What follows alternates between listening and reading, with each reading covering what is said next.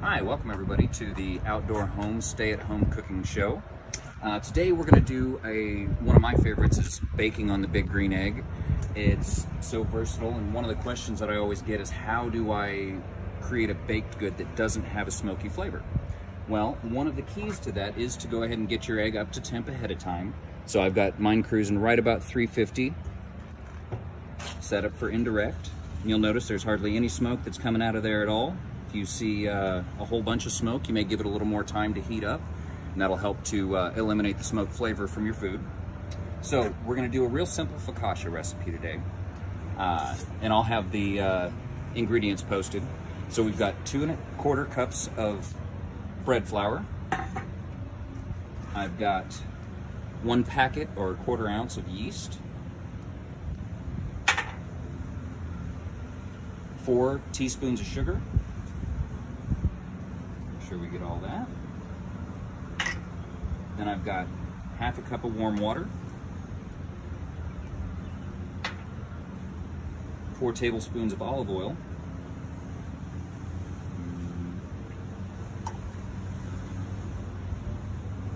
got a teaspoon of salt, and 1 egg.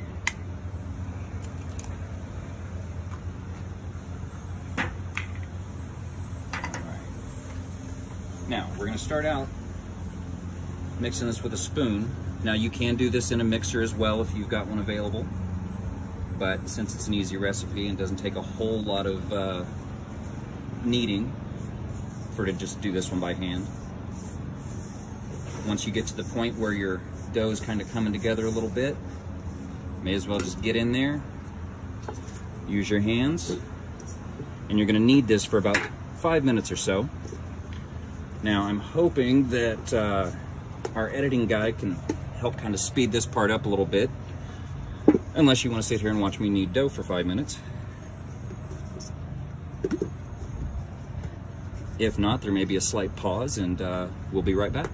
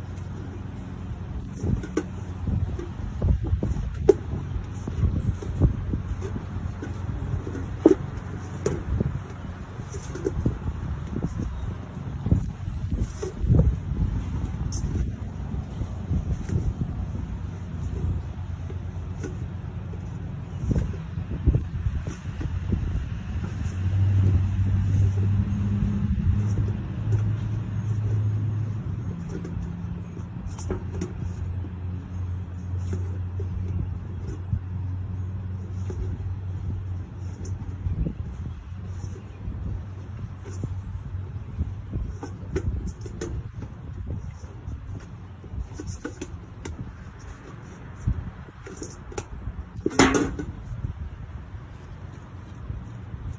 you just got a message, by the way. All right, now, this particular dough, we're not gonna get to a full gluten development, so the dough is gonna look a little bit rough when it is done. It'll still have some good stretch to it. But we're gonna just form this into a ball. And we'll put it back into our bowl to proof. Now, since I'm sure you don't want to sit here and stare at dough proofing for the next 30 minutes, I went ahead and took the liberty of having one ready to go. So I'll just use this and cover up this other one real quick. So, now that our dough has more than doubled in size, we'll go ahead and lay it out onto a board.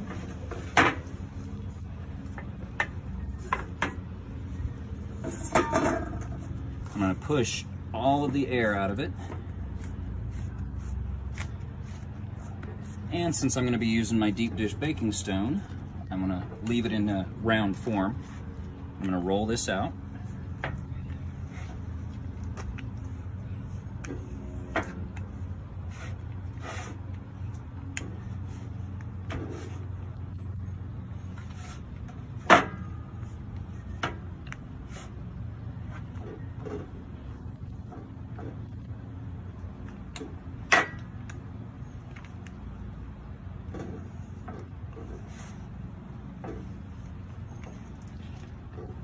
And you can do really just about anything that you want with this dough as far as your finishing goes.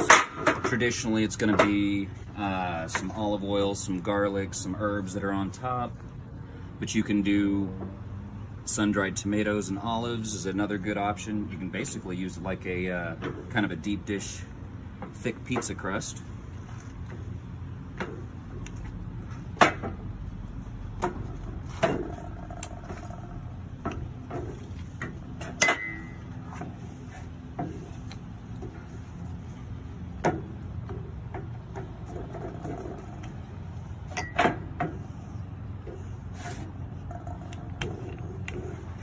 And stop sliding all over the place to be easier.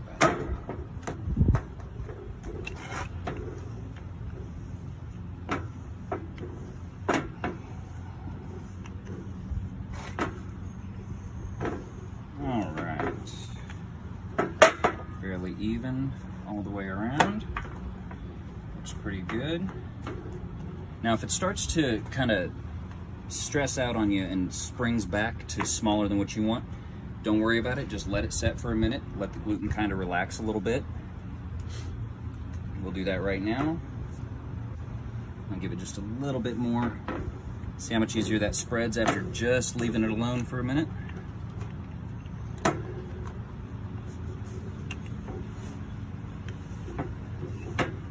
All right. I think that's about what I want.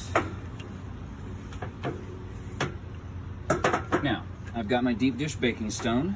I'm going to take just a little bit of cornmeal and dust the bottom of it. It's just to prevent it from sticking. Just like that.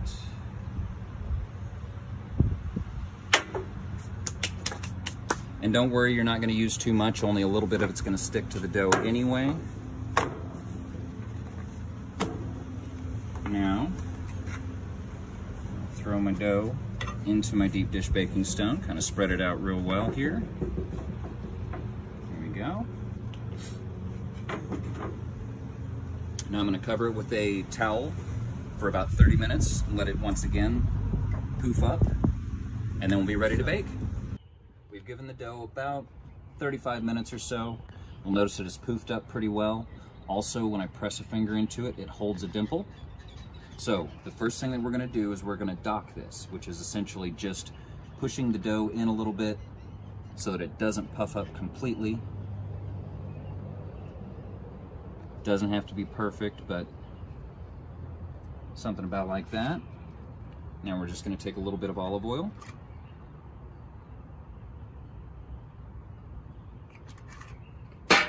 And I'm not too precise with this particular measurement because it's just enough to coat everything real well.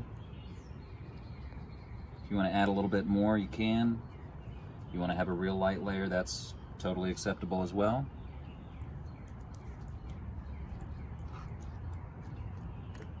A little more than that. All right.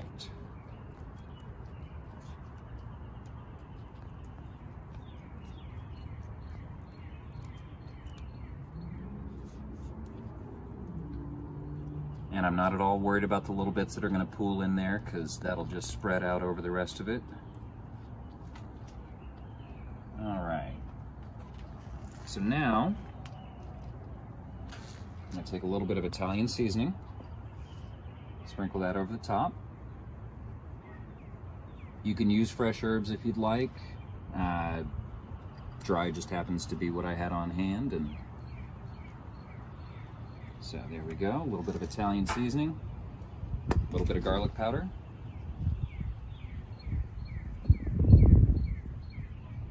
And after you do this a couple times, you'll decide how much you like to have on there. And then a little bit of Parmesan cheese.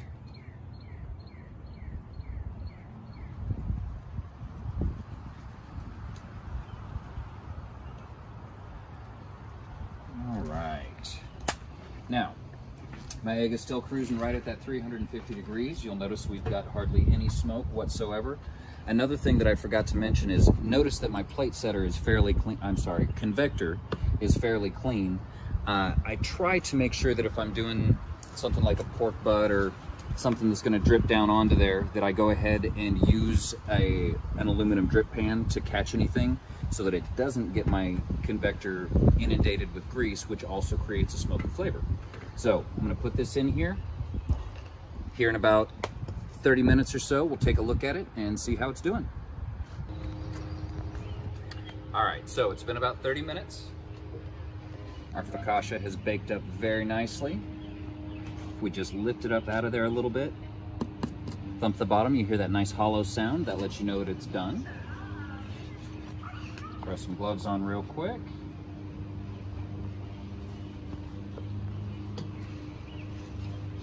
Set this right over here. Now, one of the things that you will want to do is go ahead and let your bread cool for a little while. Cooling is part of the baking process, but for the sake of the video that we're doing today, we'll go ahead and cut into this so that you can see the nice texture that that bread has. And like I say, you can do so many different things with this. You can cover it with some olives and sun-dried tomatoes. You could do various herbs. You can even go ahead and take about half of this and turn it into a pizza dough, and you've got enough dough there for 2 pizzas. So anyway, everybody stay safe and enjoy your time at home. Thanks.